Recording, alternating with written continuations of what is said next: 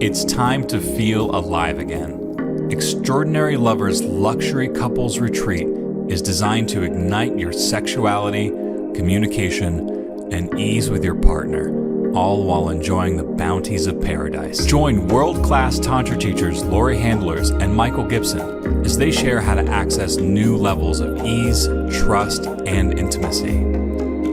Drink in the gorgeous oceans and beaches of Roatan's most luxury private resort. This small by design retreat will not only make you feel safe to explore with your partner, but also find true depth and connection with other couples in attendance.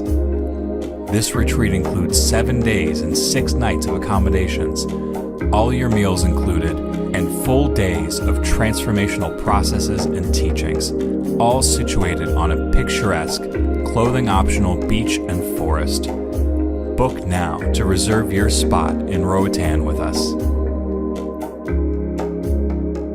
Hi, everybody. This is Laurie Handlers, and you're listening to Sex and Happiness, a show about your sex and your happiness, and my sex and my happiness, and my guests' sex and happiness as well.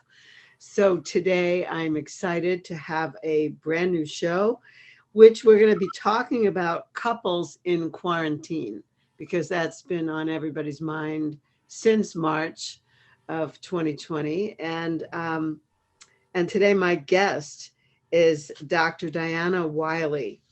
And Diana is a PhD, a licensed marriage and family therapist, and board certified sex therapist in Seattle, Washington. And she is the author of a brand new book, Love in the Time of Corona, Advice from a Sex Therapist for Couples in Quarantine. So Diana, do you want me to call you Diana or Dr. Diana? Oh, Diana's fine. Okay, all right, great. Welcome to the show. Welcome to Sex. Thank you, Laurie.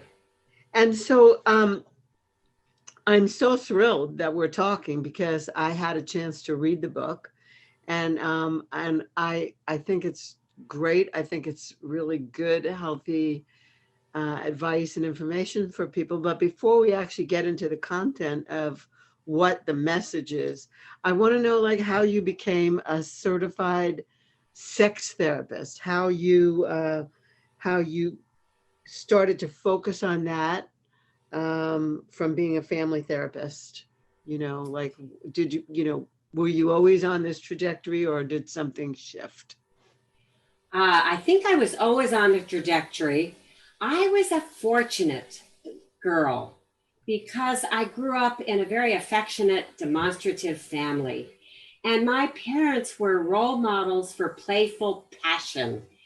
And of course, they were never inappropriate, but my sister and I got to see them hugging and kissing, and Dad coming up behind Mom, who would be cooking at the stove, and he'd put his arms around her and nuzzle her neck. How wonderful that is. That is. Plus, yes. Plus, I remember I grew up in the Hollywood Hills, and we were driving as a family when I was about in 5th grade from Santa Barbara back home to Los Angeles.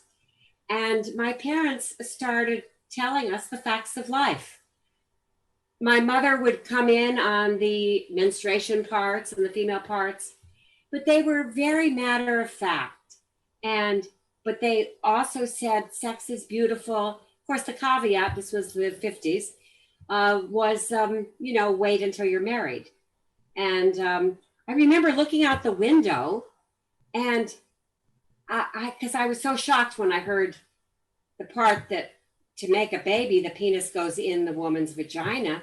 And I'm looking out the window, and I remember still, I was like 10 or 11, my mother turning around and saying, Diana, there's nothing to be embarrassed about.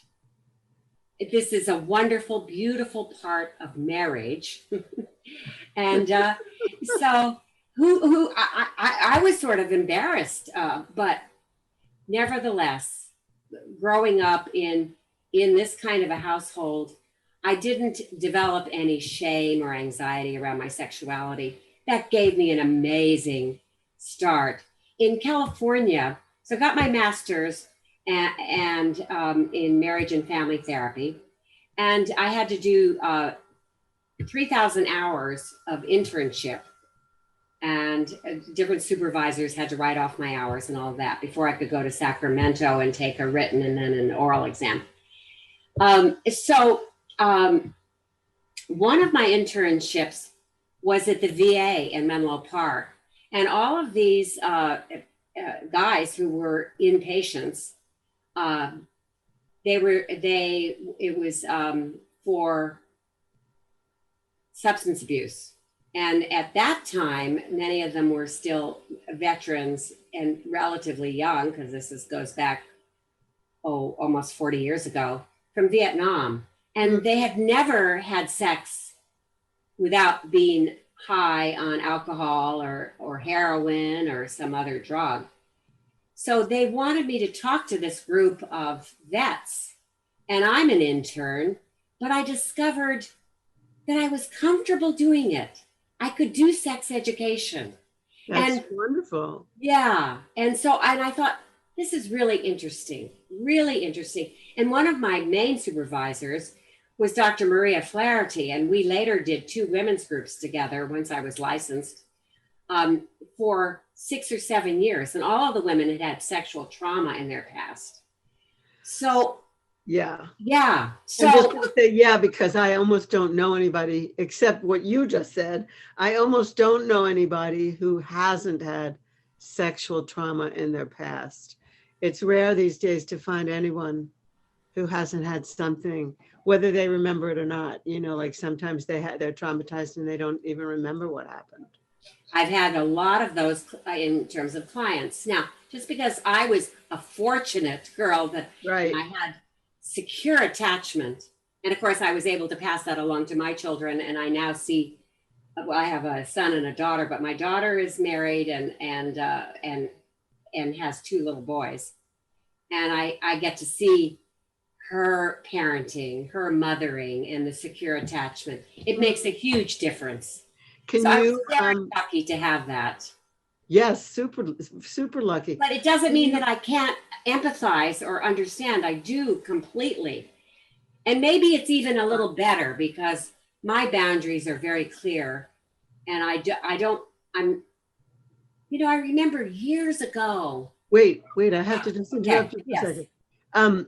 When you say secure attachment, some of my listeners may not know what that means. So when you say I developed secure attachment and I instilled that in my children as well, can you describe or define what that means? Yeah, secure attachment. The whole attachment theory was developed in the 50s by a psychiatrist out of the UK. And so a lot of experiments that have been duplicated many, many times. So you have secure attachment, basically, anxious attachment, and avoidant attachment. So when you have secure attachment, though, usually it's a mother, your primary caregiver, who is available to you and makes eye contact and hugs you and is there for you. But still, you have, she says, go out and explore the world. It's a safe place. I'm here for you. But go and explore. I went around the world alone when I was 24 years old. Wow. For 9 months. Wow, that's huge. And my daughter did the same thing, basically. So it's about exploring the world and having the confidence to do that. And feeling safe. Because you were safe. You were safe. Yeah, feeling safe. Okay, that's great. So now you were going to say you were remembering something. You were coming back to something. I don't know, cut you off. Do you remember what it was? It was apropos of the vets that you were working with in the Vietnam vets, and then you were saying something. If we don't remember it, it's okay. It's all right. We'll just go on. But yeah, I'm just very grateful that I can be a teacher, a sex educator, and I do that through my radio show, Love, Lust, and Laughter, which has been Progressive Radio Network on for 10 years. And then in my work with my clients, and now I see them over Zoom. But I've been doing this sex therapy work for nearly 35 years. Wow. And it's been deeply satisfying. I have no intention of retiring. God willing, I keep my marbles. And but it's just to see transformations in people that are able to finally have more physical intimacy, and that sometimes they'll have a good amount of emotional intimacy, but sometimes they're too much like long-term married couples are too much like brother and sister. And Yeah. they've lost that erotic edge. Right. So let's talk about that, because I feel like that not only does that happen normally in people who are together for too much of the time, but it's happening more during this quarantine, during COVID-19. It's happening to people who haven't been together for 25 years or 35 years or something like that. It's happening to people because they're just spending too much time together. So your book addresses that. So let's talk about that a little bit. What happens when people are together too much? Well, if they had issues in their marriage before COVID, then COVID might have just completely killed the marriage, because it increases with too much togetherness. It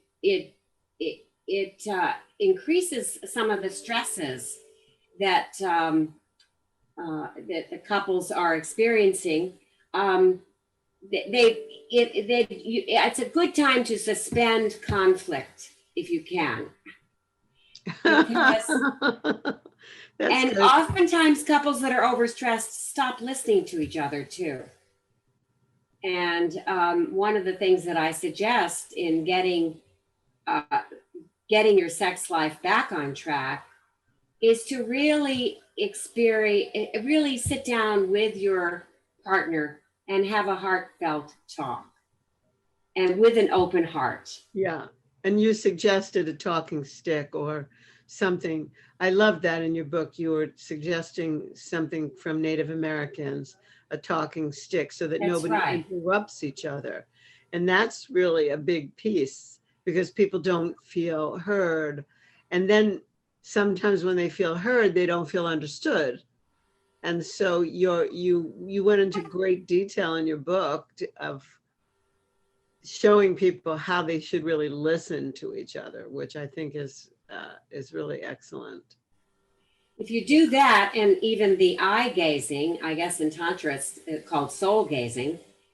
Well, But we if call you, it eye gazing. Yeah, it's like yeah, a major tantric practice. Yeah. yes, and it can help a couple feel closer to each other almost immediately. They're really looking into each other's eyes, and they can do that. And then I have a sweet nothings exercise, which I do with the couples that I see in my psychotherapy practice. The sweet nothings exercise is where each person has about a minute to say what they really appreciate and really love about the other. And then the other person has a turn, and then they process it. You know, I can remember a few times when I've done this, and especially when I was seeing couples in person before the pandemic, where I've had male partners, husbands, actually cry that they had not heard something so sweet and affectionate from their partners. They didn't know that they were loved in these ways. Yeah. We really need to show appreciation. And if we don't tell our partners and give compliments, it's really a shame, and it becomes like emotional foreplay too if you are complimentary. And Sure. yes. You know, my partner told me that really all he wants to hear after each thing, whatever it is that he does, is he just wants these words. He wants these specific words. Good job. Like Yes. he just wants that. He just wants to feel like the thing he did, good job. And I said, really, that's it? You don't want me to say, you know, I loved when you da da da da da. He goes, no, I actually want to hear these words. Good job. So I said, okay, we're gonna get good job all the time. Did your partner hear that from his parents when he was growing up? Probably not, probably never. Mm-hmm. probably hasn't heard it much in his life at all. So he needs it now. Yeah, he tells me the very specific, he's very articulate. So, and I'm not surprised. So are you. So you are a good match. And has had really good training. Really has put himself through really good transformational training. So he, we do couples coaching, and he says to me though, just say these words, good job, after everything. That way I'll know that you saw it, you noticed it, and you appreciate it. If you would just say that, that would make me so happy. So it's easy. He trained me what to say to him. Well, and that is so important for couples to say what they need, what they want, and especially in their sexual relationship, obviously, to say what they need. If you don't tell your partner what you want and need, it's like going on a treasure hunt without any clues. You can't be a mind reader. Some people actually think, and you're probably aware of this, Laurie, that if you really loved me, you'd know what I want every single minute, all the time. Yeah. And of course, that to me is like pulling a rabbit out of your sleeve, like no one can know all that. And it's, they don't know. Plus I discovered, men are not educated in these things. I used to think that men talked with each other about sex. And I found out that they don't. They say, did you get laid? And then whoever they're asking will say, yeah, it was great. And they often brag. But they don't talk about it. They don't talk about it. I once read, and this really resonated true for me, because I'd spent time in Italy one summer, and I had an Italian boyfriend. This was when I was in my 20s. But I read that Italian men actually talk to each other about sexuality and relationships. Really? Yes. And the Italian stallion, well, that applies to his penis size. But Italian men have a reputation for being good lovers. That's right. They also have a reputation for pinching and harassing. Oh, God, I remember that. Yeah, that was... If you were there at 24, it was probably for me, it was super uncomfortable. I was there when I was 18. Yeah, super uncomfortable. But talking and saying what you appreciate about the other. So in my book, Love in the Time of Corona, the first chapter is get to know your partner better. And that's where we talk about having conversations. I do that also in the second chapter, Plan Your Date Night at Home. But I have in the first chapter a sex menu. You may remember it. There are like 44 items going from kind of vanilla sex to more kinky sex. And so you have an and that is downloadable, that sex menu. Of course, I want people to buy the book, but if you don't want to buy the book, you can download the sex menu from my advice website, which is deardrdiana.com. And so the sex menu has yes, no, maybe, giver, receiver. I've had many of my couples say this was the first time they were able to talk about their sexual desires and what they wanted. It gave them a little structure. Yeah. Do that. It's amazing. What amazes me is that we grow up never, like in sex education, we are taught how to prevent disease and how to prevent pregnancy, and that's it. We're not taught anything. Nobody talks about this stuff. So I love the fact that you have that menu. We have a menu in the BDSM class, which is mostly kinky, but we also have a big, extensive menu, and people are like, what? They never even heard of some of this stuff before. So I looked at your menu. I loved it.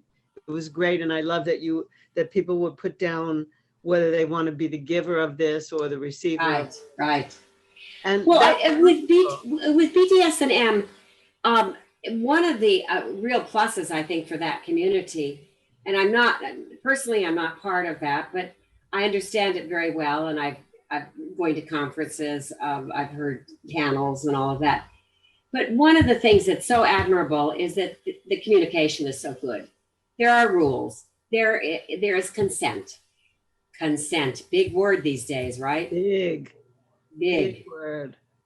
And so I think the communication is very healthy in the BDSM community. It has to be for it to go well, doesn't it? Yeah, you have to. Well, the thing is, I mean, and this is, if we could take this and map it on to like more mainstream. I don't want to call it vanilla or normal. I just want to call it mainstream. Good. That's a good word, mainstream. Yeah. If we could take the fact that the person who has the desires is the receiver. So the receiver has to be responsible for what they desire.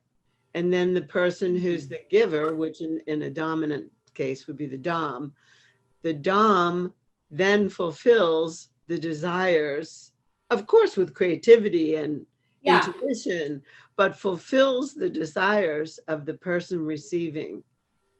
The submissive person in the case of dominant submissive. Yes. If we could map that on to mainstream and say, if you want to experience something that's a turn on for you in your head, or you want to experience something that you never heard of before, but you looked at Dr. Diana's list of sexual relating, the menu, and you want to receive this, you're responsible for communicating that. You're responsible for telling the giver, your partner, I want to experience this. And then you become responsible for your sexuality. That's where consent comes in and all that stuff. But I love that. It makes people adult. You know, Laurie, I'm going to have you on my radio show because I want that message to get out more. I'm going to have you on as my guest too on my show. Is called Love, Lust, and Laughter. I would love to. Good. We'll off the air. We'll be in touch about that. But that's, I mean, I loved your menu. I feel like the more people can talk about these things and say, wow, I really want to try it. I never thought of this. Or I always wanted to have this kind of massage. Or I always wanted to feel like someone was taking me against my will. I was being ravished, but I didn't want to tell anyone. You know, like whatever it is. If you could bring that into the conscious and speak about it, and then the person has an idea that, oh, this is something you would like. It's like telling someone what you want to get as a gift. I mean, I don't know about you, but I hate surprise gifts because sometimes I don't like them and my face always shows. So I like, I don't have a poker face, you know? Yeah. So I like to be able to say to someone, this is what I want. This is what my body wants. This is what my fantasy wants. This is what, you know, it's beautiful. It's immensely important. So in my second chapter, it's plan your date night at home. And this really helps couples in quarantine. Yeah. To get back on track to their love relationship. And if there are children, it's a little more challenging. But honestly, the book is probably targeted more for people, 40 and up. So people whose kids are a little bit older. A little bit older. It'd be hard to do this date night at home if you've got toddlers, although I have some couples in my practice, you're able to do it. But your date night at home, you basically want to schedule sex. Yeah, let's talk about I always hear this, and I know you hear this. Mm-hmm. Let's talk about the objection, the big objection. This takes away spontaneity, Dr. Diana. Yeah. What am I going to do if it's not spontaneous? Talk about that, will you? Let's take your take on it. Well, my take on it is that it is simply a Hollywood myth. That somehow you're going to feel this passion erupting in you spontaneously, and you're going to run toward the other one. and just put your arms around each other and feel all this passion. And especially in the pandemic, when Right. people are extra depressed and extra anxious, and I hope we'll get to the health benefits of being sexual, because they're Well, enormous in They're this pandemic. enormous. They're Yes. enormous. And you know about that too. So, Yeah. but So this, it's not, so you're not saying, you're telling people it's a myth. it's a myth because, think about it. In the old days, pre-COVID, we would plan a night out on the town, maybe with friends, maybe together, but within that plan, within that structure, we could have spontaneous fun and happenings. But it's really good to have a date night. And I would say at a minimum once every 2 weeks. I said this pre-pandemic too. But when you're planning it at home, maybe you get good takeout food so you don't have to fuss with cooking.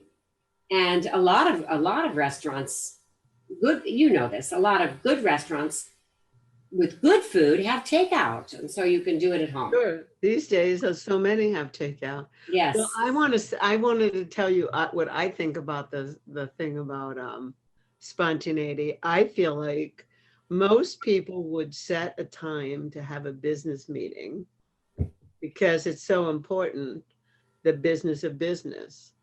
And to me, I feel like scheduling a date is the business of relating. And it's just as important as the business of business. So when people say to me,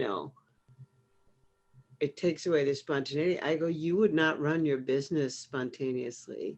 You plan in your business and you make meetings. You set up business meetings. So to me, this is the business of relating. Like I would set a date with my partner because it's the business of being in relationship. I think you make a very good point, Laurie. Yeah. They don't leave their business to the minute when there's an attraction, and then maybe they'll they'll run into each other in a deli or something and then have a meeting. Yeah, exactly. So when the couple, say over dinner, they're having their date night at home. I recommend that you do not talk about your work or the children, even if they're teenagers or launched, young adults, whatever. You do not do that. You talk about your relationship and what your intentions are. I know in Tantra sex, that's very big to talk about, to be intentional. Yeah, I think it works very well to be, the best sex is really intentional sex. So you talk about what you'd like to do. I so agree. And then on the date night, I often recommend you take a shower together and wash each other, your back in the soap and wash each other's genitals. And if you're lucky enough to have a big enough bathtub, you take a bath together and you have fun. We forget that sex is play. It's play. And so, of course, if a man is having erectile dysfunction issues, and we can talk about that, or premature ejaculation issues, or the woman has lack of orgasm issues, they may not be able to relax enough to play. But of course, you'll have much better sex if you are relaxed. That's and you do communicate. So I love the smile coming on your face. You're like, but of course. But of course, yeah.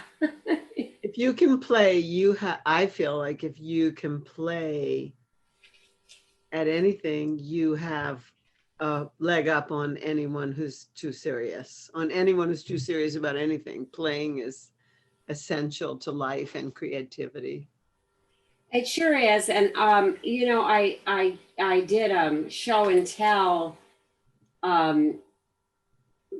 video. It was actually, they used the video with, do you know Carol Queen? She's the sexologist for Good Vibrations. And I'm familiar with because I used to be in Palo Alto, California.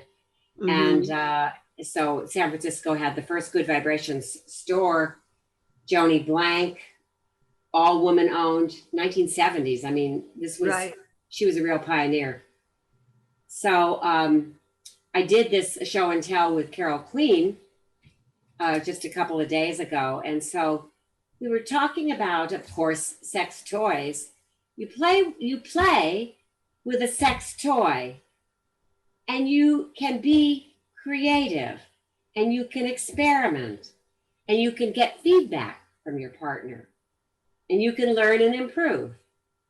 My husband, who is very skilled sexually, bless his heart, he's learned to use a vibrating toy and go down on me at the same time.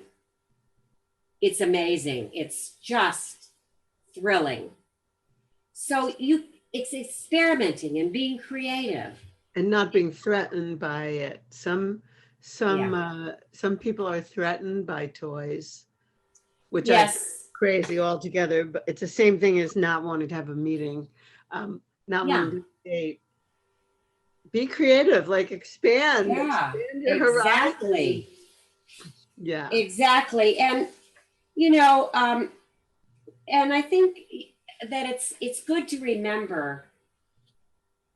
I talk about experiment. It's really harder and much more painful to be a sexless couple than it is to do the work.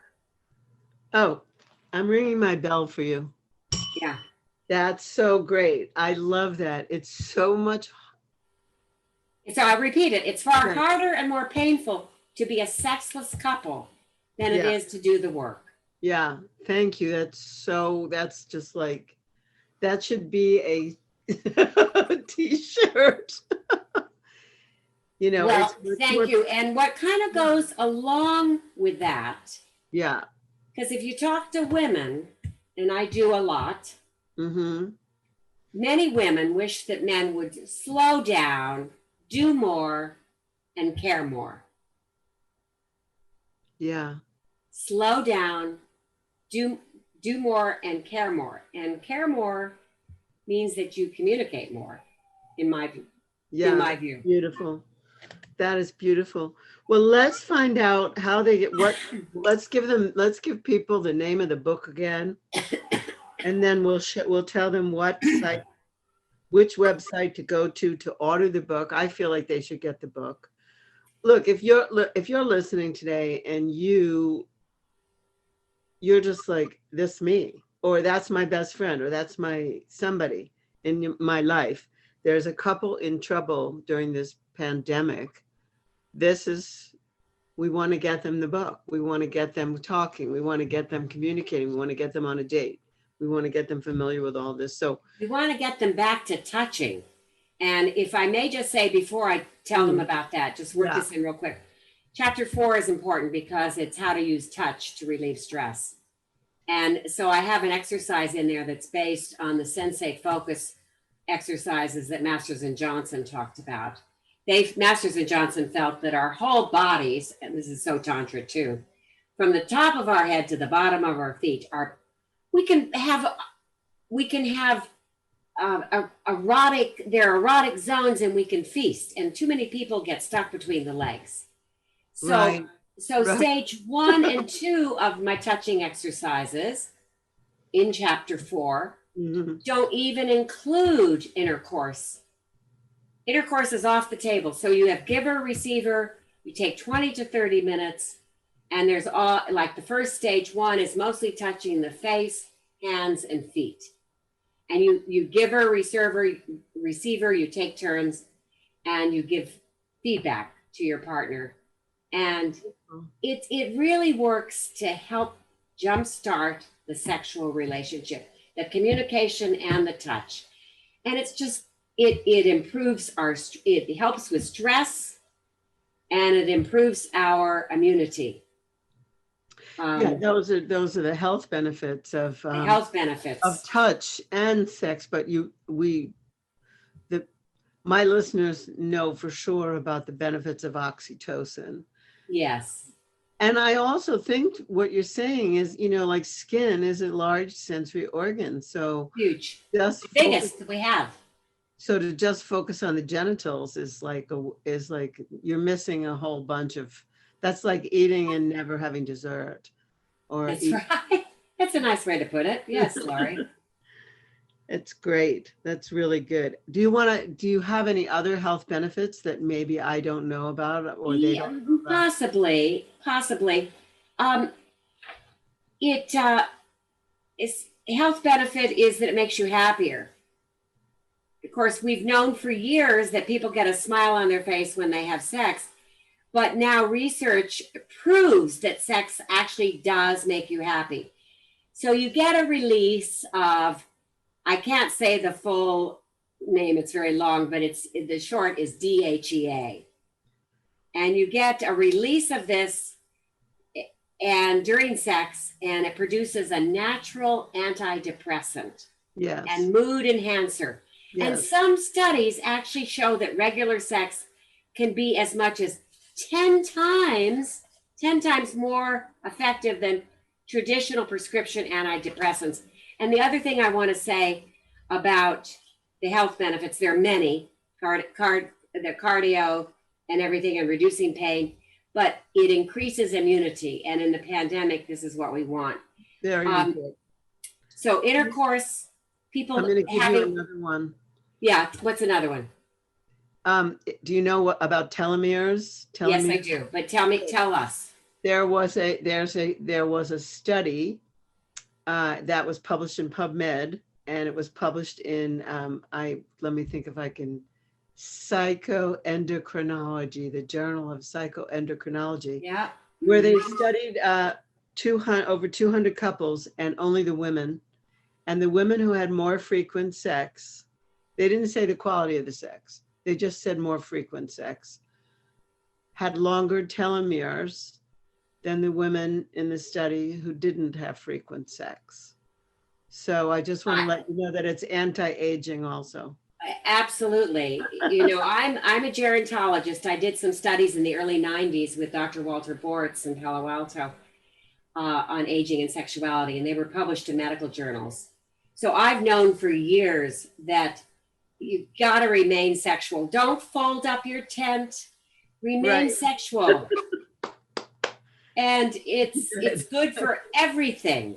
Good. You're a person after my own heart. I love it. I like you too.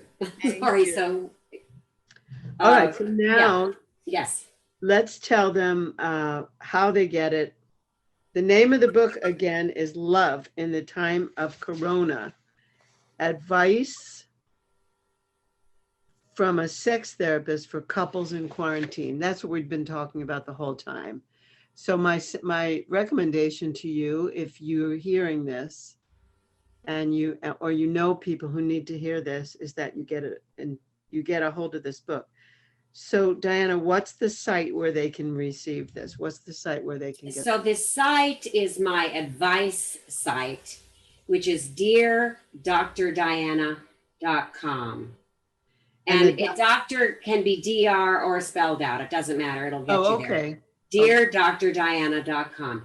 And so there you will find a link, goes to Amazon, but a link to buy the book.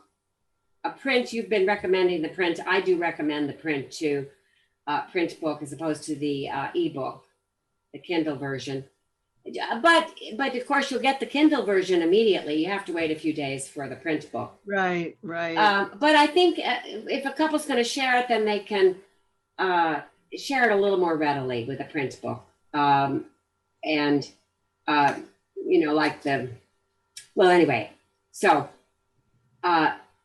All right. And then they're also on deardrdiana.com. There are links to my YouTube, and I've made a number of YouTube videos giving advice that comes from the book. Wonderful. Well, I really want to thank you. I want to thank you for being my guest today. I feel like you have really great, down to earth, practical information for people. And thank you. Yeah, I really do. It's not, I get this, I just have this really great sense that you really want to help people. I do. That's what I do. That's the main reason I wrote the book, to help people. My first book, And that's been my motivation. I love helping people. Beautiful.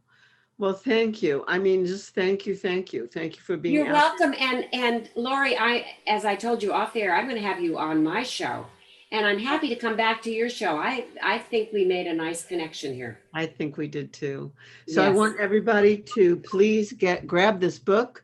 Maybe it may not be too late. Maybe you didn't think of the right gift during the holidays or whatever, or maybe before Valentine's. If this pandemic keeps going on, you need this book. That's what I want to tell you. So Diana, thank you for being my guest today. I appreciate you so much. And I want to tell my listeners that I thank them, my listeners and my viewers. And please come back to another episode of Sex and Happiness when I'll have another amazing guest to give you some more transformation and some more reason to have sex and happiness. They go hand. Yay! Thank you so much. Thank you, Laurie. You're putting out some really good information with your show. Thank you. And we need more of this.